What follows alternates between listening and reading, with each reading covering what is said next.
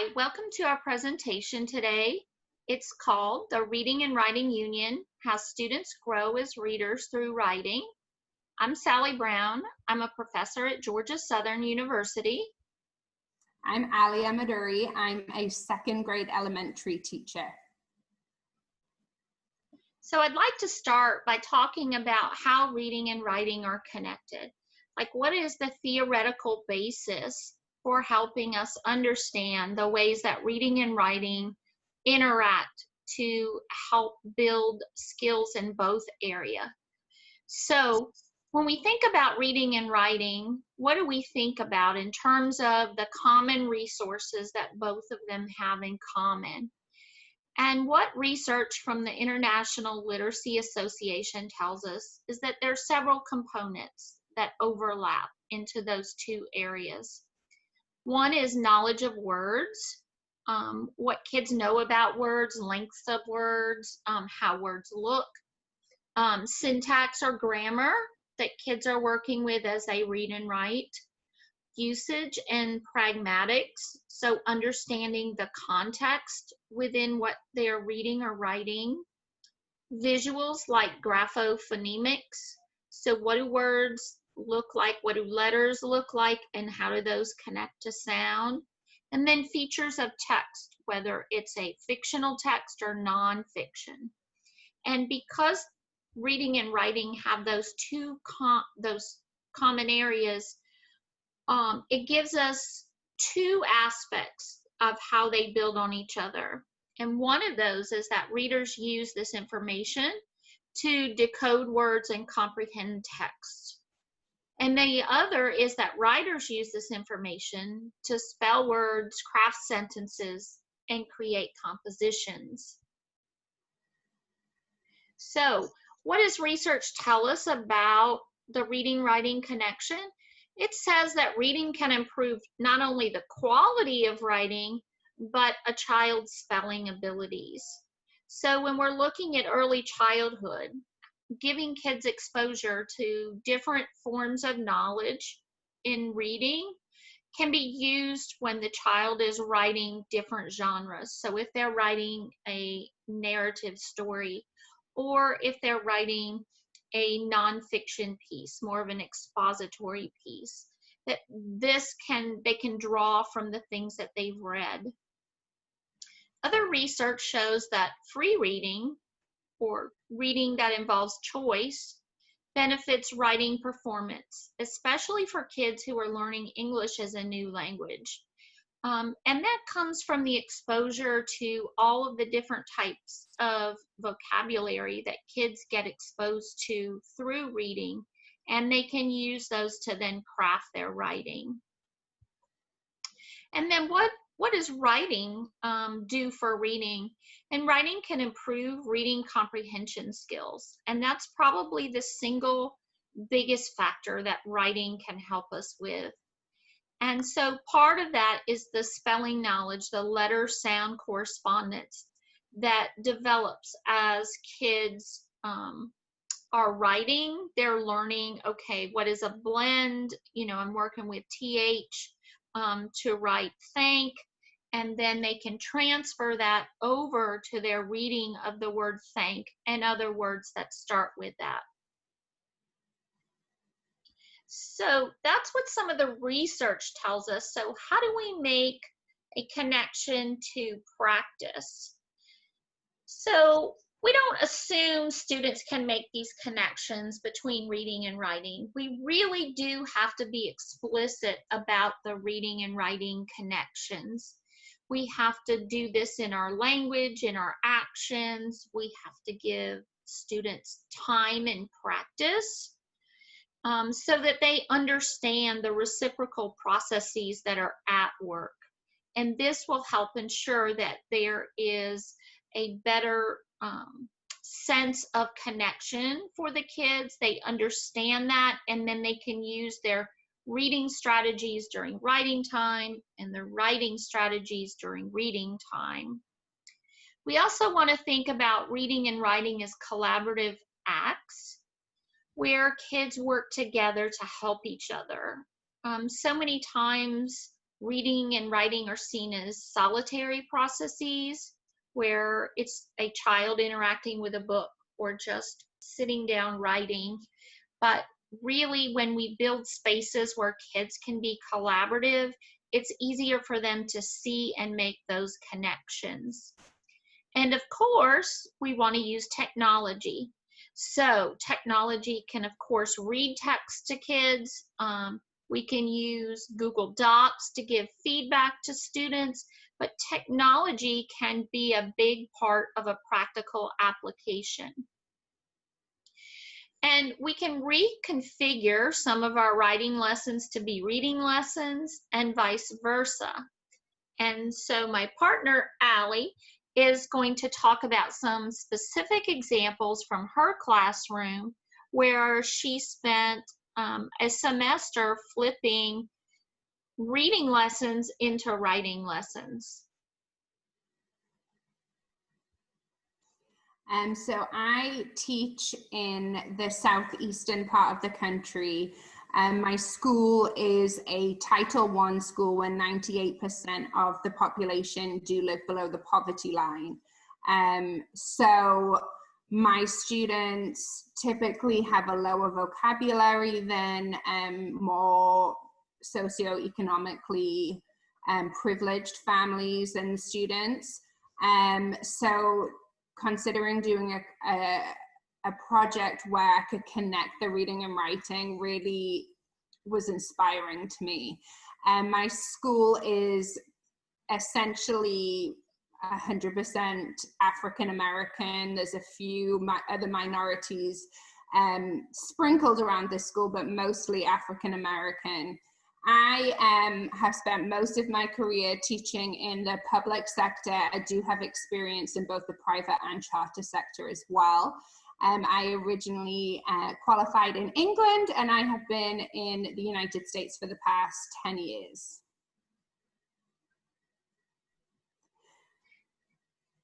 So what are students saying? I like that we were both thinking the same thing.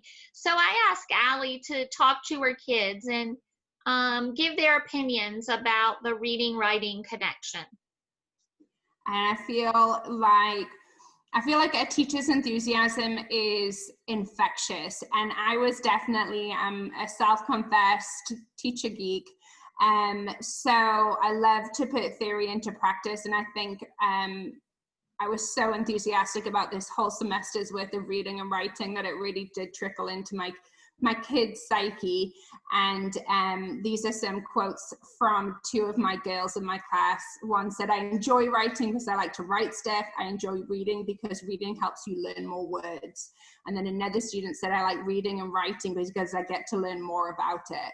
So I think they really began to appreciate the love of reading and academics and how reading and writing really connect to other subjects and how it can just help you become a better learner and a better student, and it's more enjoyable.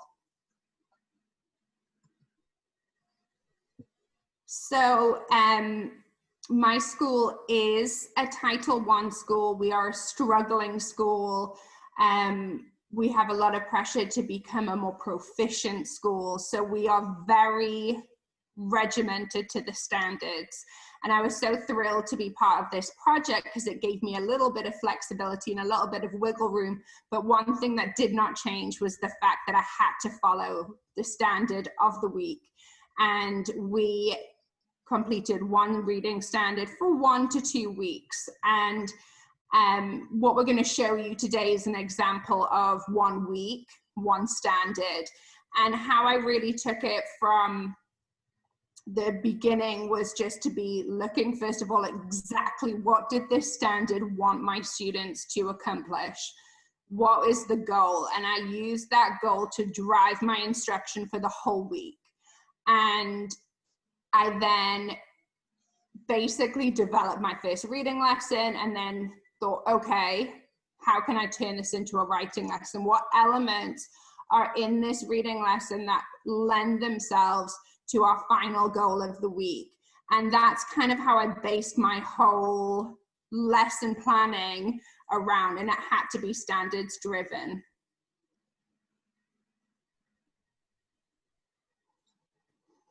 So here is an example where I took the Literacy Standard 3, which is describe how characters in a story respond to major events and challenges.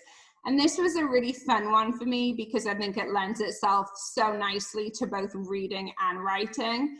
And there are so many picture books and chapter books that you could use. And my students really enjoyed kind of thinking about reactions and, you know, like you drop a bowl and you assume your parents are going to scream at you because you smashed a bowl, but then your mother's reaction is, it's okay, it was an accident, and you're shocked. So all of those emotions lend themselves to both reading and writing. So here is kind of a map of how I took the week.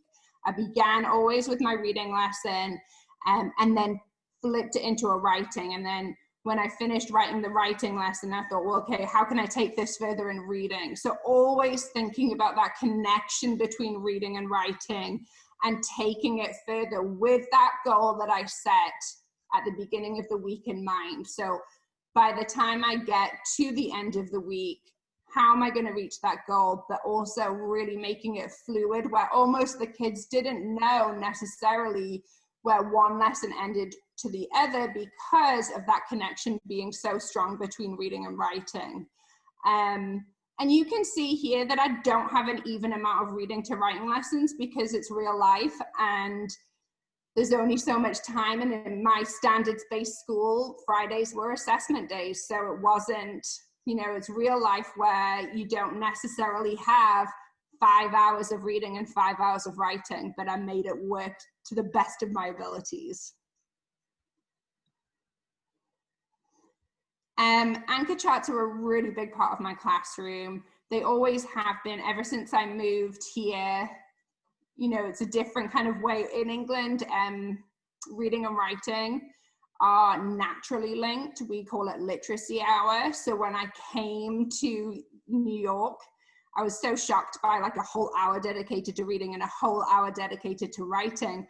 But once I got acclimated to it all, I was like, oh, okay, I can work with this. But one thing that I didn't learn in England was about anchor charts, and anchor charts were huge in New York.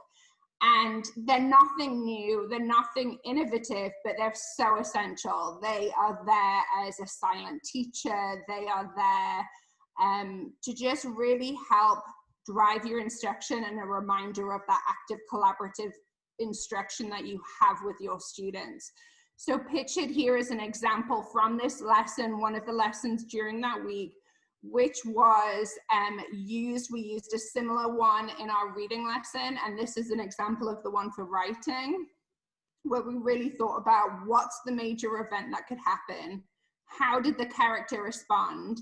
And what does this reveal about them? So essentially, like, how is this character responding to this event? And what do we do? And as a class, we filled this out. We came up with a story. I love to use my life because they love to hear stories about my husband and my children. And oftentimes sometimes my husband's not in the best of light because they think it's really funny that he doesn't empty the trash or that he is a little bit messy. So my students become very familiar with my family life. So together we created this magical story where my husband took out the trash, and we use this anchor chart as a foundation for our interactive lesson, but then it remains in the classroom so the kids can use it as a guide when they do their independent work.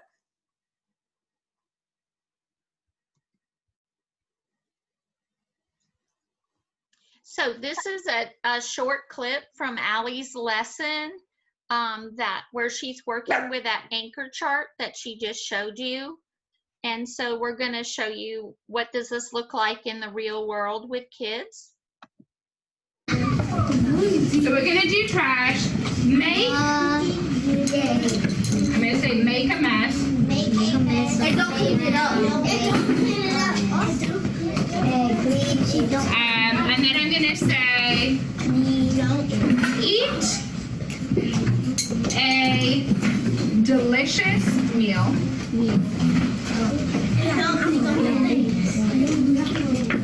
I'm going to say pack Trash can. Oh. Okay.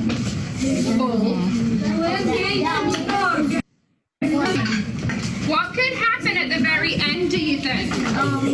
Khalil?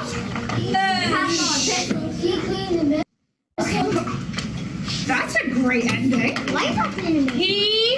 So Mr. Chris, I'm going to put Mr. Chris cleans. I'm going to put it in tiny. So, remember, this week is... You are, sit down. I want you to remember that this week's standard is all about how we respond to major events and challenges. So my major events are that I'm cooking dinner, I make a mess, we eat a delicious, oops, I forgot to write meal. I packed the trash can full because I was cooking so many different things that I had to keep putting it away. And then it ends with a fairy tale ending of Mr. Chris cleaning. So how do I respond to these events? So how am I responding to cooking? Happy. Okay. Happy. Then I make a mess. So I'm responding to my cooking. I'm cooking so much.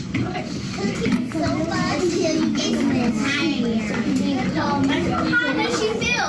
I don't clean. The bar went off.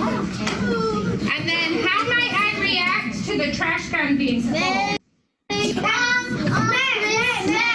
I could be responding shocked. I like that.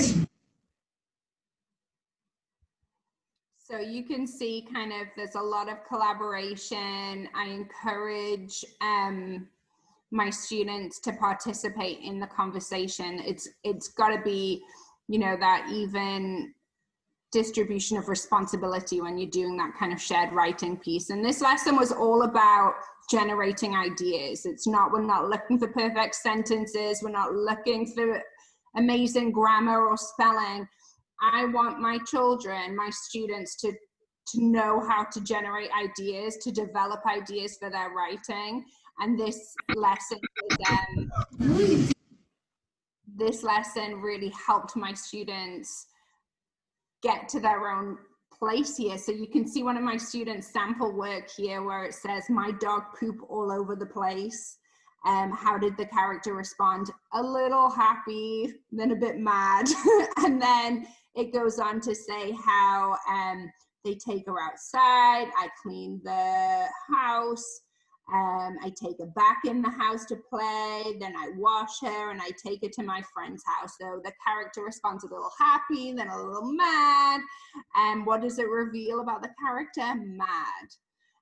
So my students sit around at tables, they're able to talk to each other, to share ideas and collaborate. And I think that's also a really essential part. I think oftentimes speaking and listening goals get overshadowed by reading goals. And I think all four go hand in hand and create a really literate student. So what were some takeaways from this lesson in terms of the children's perspective? So during this week-long focus on this topic, they were learning as a reader that characters behave in different ways, that actions are connected to story events, and that each character can respond differently in a book. And then laying that over on writing, they learned that writers need a strong character in their story. So you could see that in the writing sample, that there was a main character of a child, and then interacting with their dog. And so the character must do something. So the dog did a little poop. And then that characters have feelings or reactions about what's happening in the story. And so she was explaining a little happy, but then kind of mad, kind of like how we would all respond. And so she's able to negotiate these things. And this is really what kids are starting to take away. And you can see the overlap in these two columns of the types of skills that kids are working with. So what significance does that offer for young readers and writers? As you move forward and are trying to enact practices like this in your early childhood classroom, we really do want to be clear with kids and set a purpose for reading and writing. And in Allie's video, you heard her refer back to the standard, like what are we trying to do? What are we trying to understand? And she did that multiple times across that lesson and across that week. So really making that explicit for kids, not just leaving it to them to make that connection, but being specific with a purpose. And then using text that are exemplars for writing. You could also call these mentor texts. And so Allie talked a little bit about a careful selection of books for reading, the reading lessons that are attached to the writing lessons, so that then those texts become models.